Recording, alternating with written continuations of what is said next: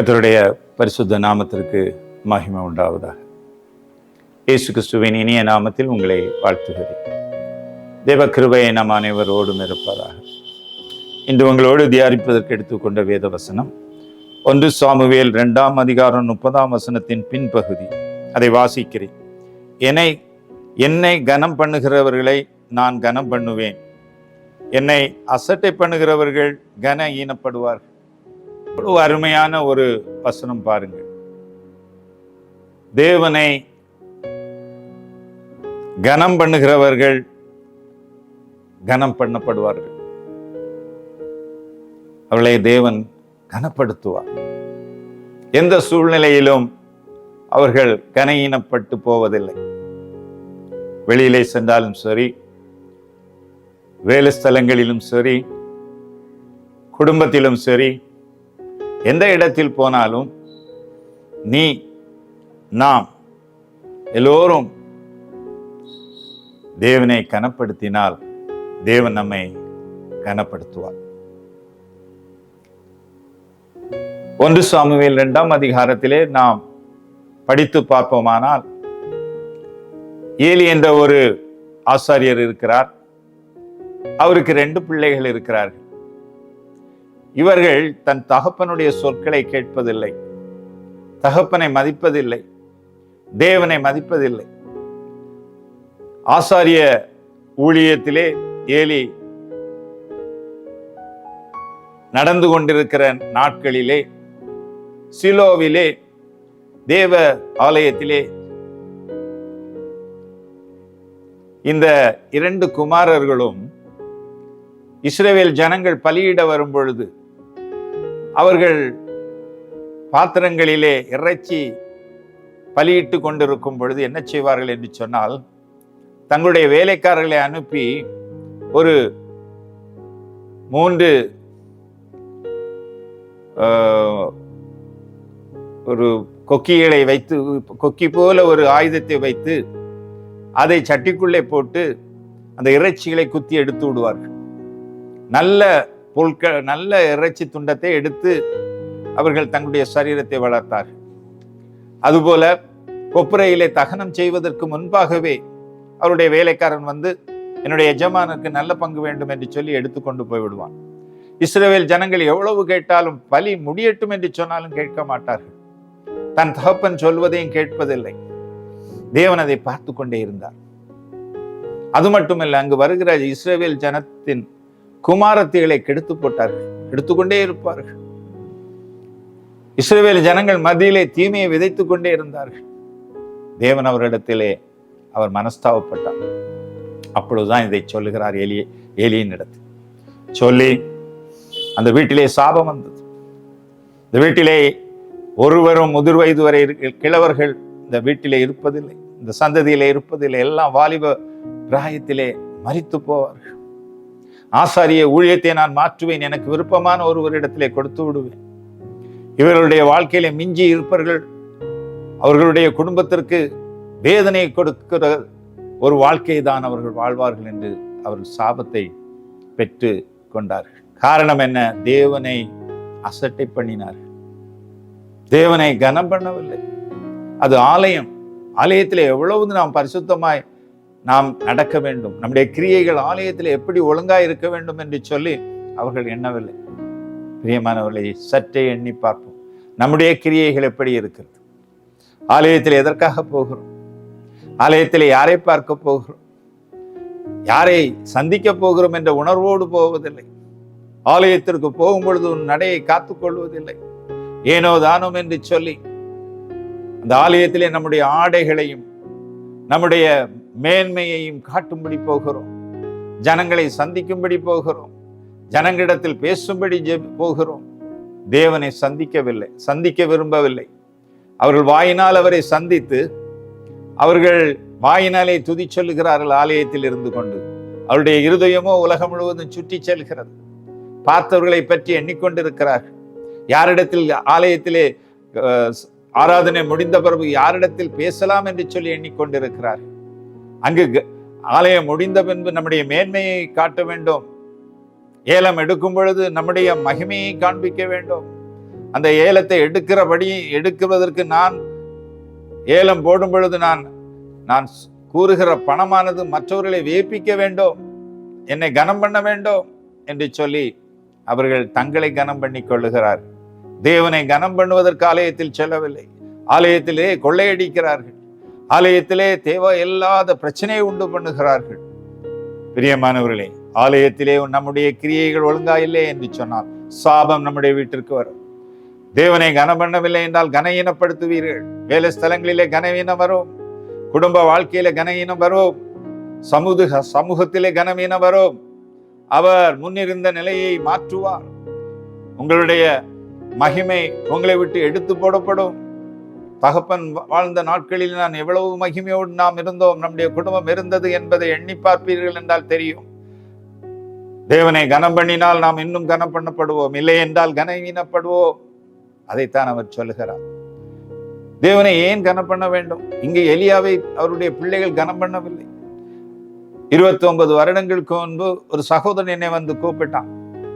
சகோதரனே, என் தகப்பனும் தாயும் திருமண வாழ்க்கையிலே அவர்கள் இணைந்து 50 வருடங்களாகிறது. நாங்கள் என் தகப்பனையும் தாயும் கனம் பண்ண வேண்டும். இந்த இடத்துல ஒரு விருந்து வைத்திருக்கிறோம், வாருங்கள் கலந்து கொள்ளுங்கள் என்று சொல்லி என்னை அழைத்தார். நானும் சென்றேன். தகப்பனும் தாயும் அழகாய் அவர்கள் ஆடை அணிந்து திருமண பெண்ணை போல இருந்தார்கள். அழகுமிக்க 2 பேரும் மிகவும் அழகாய் இருப்பார்கள். 50 வருடங்களுக்கு முன்பு அவர்கள் எவ்வளவு அழகாய் இருப்பார்கள் என்று சொல்லி நான் அவர்களை பார்த்து வியந்து போனேன். இருவரும் நல்ல சிவப்பு மேனி. அப்பொழுது அநேகர் வந்து பேசினார்கள் அவர்களை பற்றி, கனம் படுத்த முடியும். அவர்களை கனம் பண்ண அநேகர் வந்து வாழ்த்தினார்கள், பேசினார்கள் அவர்களை பற்றி. அவருடைய இளமையிலே அவர்கள் திருமண நாட்களிலே கலந்து கொண்ட ஒருவர் அவர்களை பற்றி அந்த நாட்களில் எப்படி இருந்தார்கள் என்று சொல்லி அவர்களை கனம் பண்ணினார்கள். அவருடைய வாழ்க்கையிலே அவருடைய குடும்பத்தை பற்றி, அவருடைய கோத்திரத்தை பற்றி, அவருடைய முற்பிதாக்களை பற்றி எல்லாம் சொல்லி அவர்களை கனம் பண்ணினார்கள்.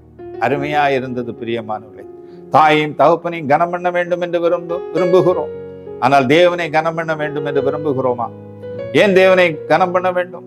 சங்கீதம் 136 முழுவதும் கர்த்தரை துதியுங்கள், துதியுங்கள், துதியுங்கள் என்று சொல்லி அவருடைய வல்லமை, அவருடைய பராக்கிரமம்.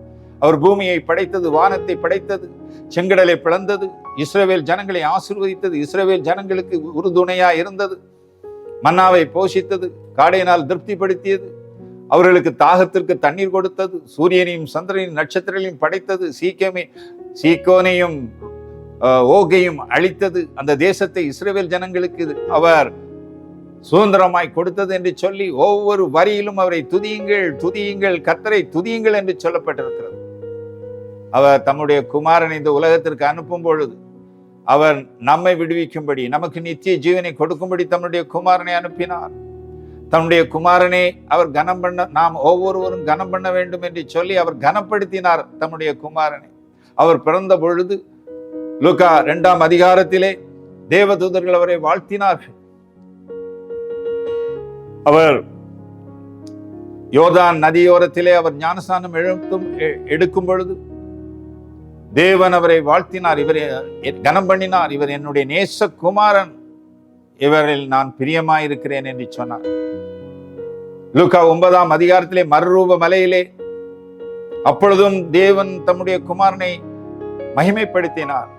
இவர் என்னுடைய நேசகுமாரன், இவருடைய சத்தத்திற்கு செவி கொடுங்கள் என்று சொன்னார். ஏசாயா 53ஆம் அதிகாரம் 12ஆம் வசனத்திலே அவர் ஒரு காரியத்தை சொல்லுகிறார். இவர் அக்கிரமக்காரர்களுக்காக மரித்து அக்கிரமக்காரர்களுக்காக வேண்டி கொண்டது நிமித்தம் இவர் ஜாதிகளை இவருக்கு பங்காக கொடுப்பேன், பலவான்களை தமக்கு கொள்ளையாக பங்கிட்டுக் கொள்வார் என்று சொல்லி அவரை கனப்படுத்தினார். பிரியமானவர்களே, கோடிக்கணக்கான 800 கோடி ஜனங்கள் இந்த உலகத்திலே இருக்கிறார்கள். எல்லாரும் தேவனை அறிய முடிகிறதா? முடியவில்லை. 50% மக்கள் தேவனை பிரிந்து இருக்கிறார்கள், தேவனை விட்டு விலகி இருக்கிறார்கள். தேவன் அவர்களை தெரிந்து கொள்ளவில்லை, அவர்கள் சுதந்திரமாக பங்கிட்டுக் கொள்ளவில்லை, பலவான்களை தமக்கு கொள்ளையாக எடுத்துக்கொள்ளவில்லை. ஒரு சிலரே தெரிந்து கொள்ளப்பட்டிருக்கிறீர்கள், ஒரு சிலரே தேவன் யார் என்று அறிந்திருக்கிறீர்கள், ஒரு சிலரே அவருடைய சிலுவையை பற்றிய ரகசியத்தை அறிந்திருக்கிறீர்கள். சிலுவையில் அவர் என்ன செய்தார், அவருடைய ரத்தம் என்ன மகிமையை கொண்டு வரும், நம்முடைய விடுதலை தருமா, நம்மை ரட்சிக்குமா என்று சிலரே அறிந்திருக்கிறீர்கள். அது தேவன் கொடுத்த கனம் அவருக்கு. அந்த கனத்திற்குரிய காரியத்தை தான் அவர் இன்று நம்மிடத்தில் அவர் செய்து கொண்டிருக்கிறார். அவர் யோவான் 12ஆம் அதிகாரத்திலே ஒரு நிகழ்வை பார்க்கிறோம். அவர் லாசருவை உயிரோடு எழுப்புகிறார். அங்கே அவர் மகிமைப்படுகிறார். ஜனங்கள் எல்லாரும் அவரை கனப்படுத்துகிறார்கள். அவர் அங்கே இருந்து இறங்கி வரும் பொழுது அவர் ஒரு கழுதையின் மேல் ஏறுகிறார். அவரை ஏற்றி வைக்கிறார்கள். வேதத்தின்படியே, வேதத்தில் உள்ள தீர்க்கதரிசனம் நிறைவேறும்படி அவர் ஒரு கழுதை குட்டியின் மேல் ஏறி வருகிறார். ஜனங்கள் அவரை மகிமைப்படுத்துகிறார்கள். அவர்கள் வழியின் நெடுகிலும் அவர்கள் குருத்தோலையை பிடித்து கொண்டு அவர்கள் மர கிளைகளை வெட்டி கீழே போட்டு அவர்கள் உடைகளை பரப்பி வஸ்திரங்களை பரப்பி அவரை மகிமைப்படுத்துகிறார்கள். காரணம் என்னவென்றால், நாம் அவர்களை கனப்படுத்த வேண்டும் என்று சொல்லி தேவன் விரும்பினபடியினாலே, குமாரனை நாம் மகிமைப்படுத்த வேண்டும் என்று விரும்பினபடியினாலே, தேவனை நாம் மகிமைப்படுத்த வேண்டும் என்று விரும்பினபடியினாலே இவைகள் யாவும் எழுதி வைக்கப்பட்டிருக்கிறது. நாம் அவரை கனம் பண்ணுகிறோமா? வேத வசனம் சொல்லுகிறது, உங்களுடைய பொருளினாலும் உங்களுடைய முதற் பலனினாலும் அவரை மகிமைப்படுத்துங்கள் என்று சொல்லப்பட்டிருக்கிறது. பிரியமானவர்களே, நாம் கனம் பண்ண வேண்டும். நம்முடைய பொருள்களினாலும் நம்முடைய முதற் பலனினாலும் அவரை கனப்படுத்த வேண்டும். நாம் அவரை நம்முடைய சாட்சிகளின் நிமித்தம் கனப்படுத்த வேண்டும். காலையில் எழுந்தவுடன் முதற் பலன் என்ன? காலையில் எழுந்தவுடனே ஜபித்து அவரை துதிக்கிறீர்களா? காலையிலே அவருக்குடைய கனத்தை கொடுக்கிறோமா? சாப்பிடும் பொழுது அவருக்கு நம்முடைய கனத்தை கொடுக்கிறோமா? முதற் பலன், முதல் சம்பளத்திலே தேவனுக்கு என்று பொருளை கொடுக்கிறாயா? தேவன் சொன்ன வார்த்தைகளின்படி முதற் பலனாகிய உன் வாழ்க்கையில் கிடைக்கிற எல்லா முதற் அனுபவங்களும், வாகனமானாலும் சரி, முதல் காலை எழும்பி முதல் பிரயாணத்தை நீ தேவனுக்கு கனம் செலுத்துகிறாயா?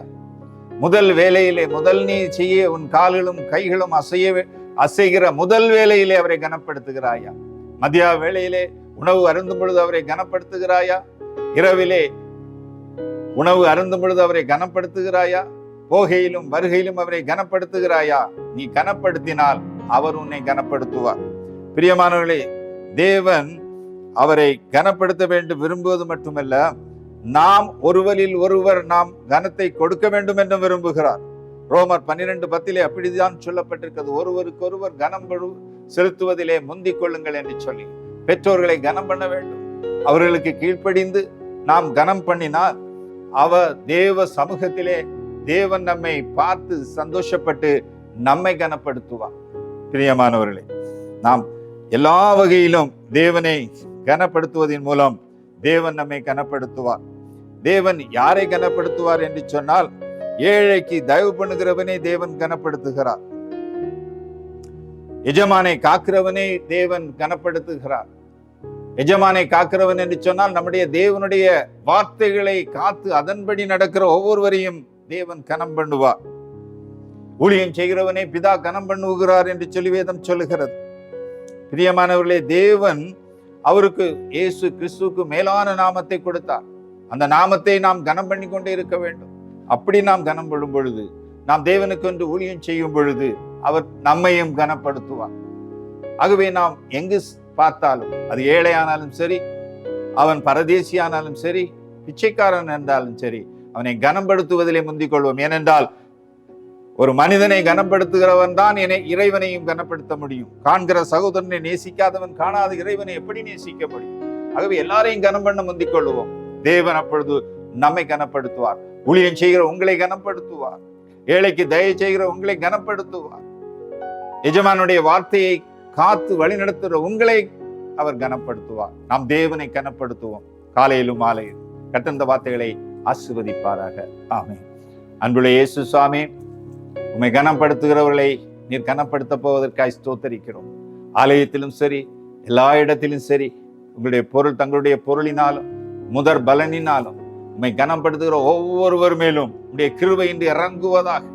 எந்த இடத்தில் நிந்தையும் அவமானத்தையும் அடைந்து கனஈனப்படுகிறார்கள், அந்த இடத்தில் உடைய வல்லமை பிரபாகித்து ஓடட்டும். ஆண்டவரை, அவர்கள் செய்வதை நினைத்தரும், அவருடைய வாழ்க்கையில் உள்ள பரிசுத்தத்தை நினைத்தல், வேத வார்த்தையின்படி நடப்பதை நினைத்து அவர்களுக்கு ஒரு அற்புதத்தை செய்யும். அவருடைய வாழ்க்கையில எல்லா குறைவுகளையும் மாற்றும். ஆசீர்வதியும். இயேசு கிறிஸ்துவின் இனிய நாமத்தில் கேட்கிறேன் எங்கள் அன்புள்ள பரமபிதாவே. ஆமென்.